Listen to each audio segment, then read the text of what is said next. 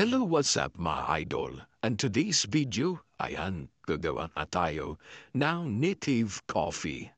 Pasok na pasok ito sa panahon ngayon dahil sa sobrang lamig. Kaya ayan na, sinalang na natin at papakuluan lang natin na mga 20 minutes para luwabas ang kanyang masarap na lasa at talagang aroma.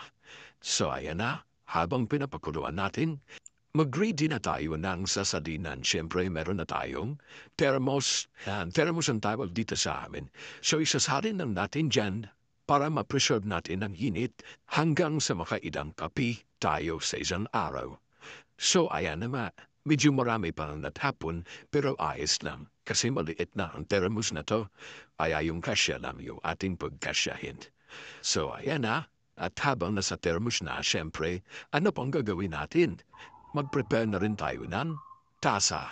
At siyempre, para sa akin, dalawang asukal ay sapat na. Yung gamit ko po dyan, teaspoon na, hindi po tablespoon. So, after that, siyempre, hubuhosan na natin ng masarap at mabango na native coffee. Ayan na mga idol, sobrang sarap po nito. Ito yung pinaka-paborito kong merienda sa hapon. Ikaw, ano ang paborito mo? So ayan, hahaluin lang natin. At siyempre titikman natin ang lasa.